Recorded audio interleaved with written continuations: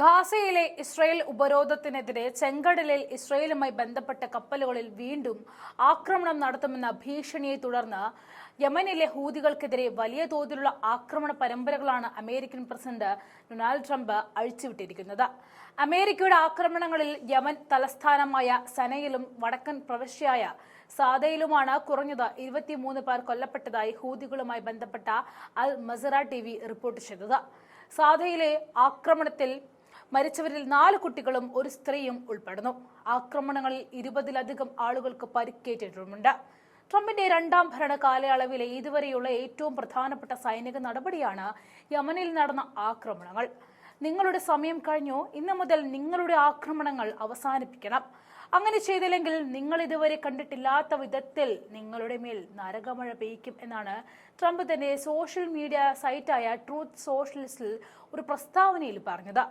യമനിലെ ഹൂതി വിമത സംഘത്തിനെതിരെ നിർണായകവും ശക്തവുമായ ഒരു സൈനിക നടപടി ആരംഭിക്കാൻ ഞാൻ അമേരിക്കൻ സൈന്യത്തോട് ഉത്തരവിട്ടു എന്നും ട്രംപ് പറയുകയുണ്ടായി. നമ്മുടെ ലക്ഷ്യം കൈവരിക്കുന്നതുവരെ അമേരിക്ക അമിതമായ മാരകശക്തി പ്രയോഗിക്കും എന്നും ട്രംപ് കൂട്ടിച്ചേർത്തു.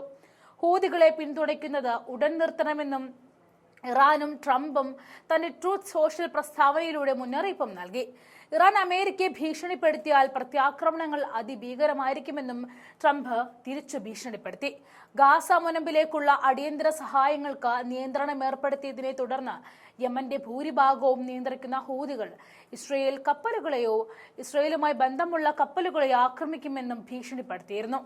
എന്നാൽ ഇതുവരെയും കപ്പലുകൾ ആക്രമിക്കപ്പെട്ടതായോ വാർത്തകളൊന്നും പുറത്തു വന്നിട്ടില്ല.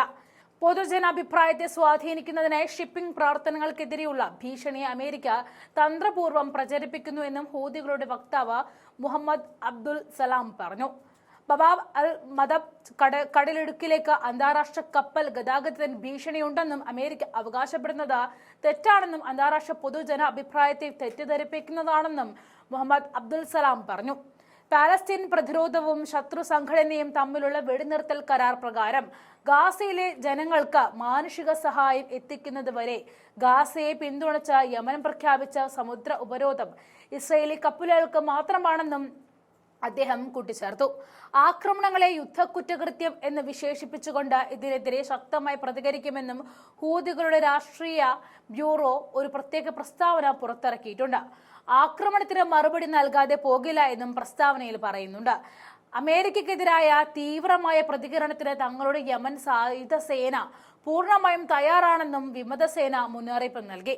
2023 നവംബർ മുതൽ ഹൂതികൾ കപ്പലുകളെ ലക്ഷ്യമിട്ട് 100-ലധികം ആക്രമണങ്ങൾ നടത്തി വരുന്നുണ്ട്. 2023 മുതൽ അമേരിക്കയുടെ വാണിജ്യ കപ്പലുകൾ 145 തവണ ആക്രമിക്കപ്പെട്ടിട്ടുണ്ടെന്നും അവസാനത്തേത് ഡിസംബറിലായിരുന്നുവെന്നും അദ്ദേഹം പറഞ്ഞു. അതും ട്രംപിന്റെ സ്ഥാനാരോഹണത്തിന് മുൻപ്. ചെങ്കടലിലുള്ള ഹാരി എസ് ട്രൂമാൻ വിമാനവാഹിനി കപ്പലിൽ നിന്നുമുള്ള യുദ്ധവിമാനങ്ങളാണ് ആക്രമണങ്ങളുടെ ഒരു ഭാഗം നടത്തിയതെന്നും അമേരിക്കയുടെ ഉന്നത ഉദ്യോഗസ്ഥർ പറഞ്ഞു. യമനിലുടനീളം വലിയ തോതിലുള്ള ഒരു ഓപ്പറേഷന്റെ തുടക്കമായാണ് നിലവിലെ ആക്രമണങ്ങളെ മിഡിൽ ഈസ്റ്റിലെ സൈനികരുടെ മേൽനോട്ടം വഹിക്കുന്ന അമേരിക്കൻ സൈന്യത്തിന്റെ സെൻട്രൽ കമാൻഡ് വിശേഷിപ്പിച്ചത്. അമേരിക്കൻ കപ്പലുകൾക്കും യുദ്ധവിമാനങ്ങൾക്കും നമ്മുടെ സൈനികർക്കും നേരെയുള്ള ഹൂതി ആക്രമണങ്ങൾ അനുവദിക്കില്ല എന്നും അവരുടെ സഹായിയായി ഇറാനും ശ്രദ്ധയിൽപ്പെട്ടിട്ടുണ്ട് എന്നും അമേരിക്കയുടെ പ്രതിരോധ സെക്രട്ടറി പീറ്റ് ഹെക്സെത്ത് എക്സിൽ കുറിച്ചു. അതേസമയം ഹൂതികൾക്കെതിരെ ആക്രമണം നടത്താനുള്ള ട്രംപിന്റെ തീരുമാനം തെറ്റായ ദിശയിലാണെന്നും വിമത ഗ്രൂപ്പിനെ കീഴ്പ്പെടുത്താൻ ഇത് സഹായിക്കില്ല എന്നും മുൻ അമേരിക്കൻ നയതന്ത്രജ്ഞനായ നബീൽ ഖൗറി അൽ ജസീറയ്ക്ക് നൽകിയ അഭിമുഖത്തിലും വ്യക്തമാക്കി. യുദ്ധം ഒഴിവാക്കാനും സമാധാനപ്രിയനാകാനും ആഗ്രഹിച്ചു വന്ന ട്രംപ് തെറ്റായ വഴിയിലൂടെയാണ് പോകുന്നതെന്നും യുദ്ധത്തിലേക്ക് തിരിയുന്നതിന് മുൻപ് ഉപയോഗിക്കാൻ കഴിയുന്ന നിരവധി മാർഗങ്ങളുണ്ടെന്നും ഖൗറി പറഞ്ഞു. കര, വായു, കടൽ എന്നിവയാൽ പൂർണ്ണമായി ചുറ്റപ്പെട്ട വളരെ ചെറിയ ഒരു ഭൂപ്രദേശത്ത് ജീവിക്കുകയും പോരാടുകയും ചെയ്യുന്ന ഹമാസിനെ 17 മാസത്തെ ഇസ്രയേലി ബോംബ് ആക്രമണത്തിന് പോലും ഇല്ലാതാക്കാൻ കഴിഞ്ഞില്ലെങ്കിൽ അവരെ ഉന്മൂലനം ചെയ്യുന്നത് അസാധ്യമായിരിക്കുമെന്നും അദ്ദേഹം പറഞ്ഞു.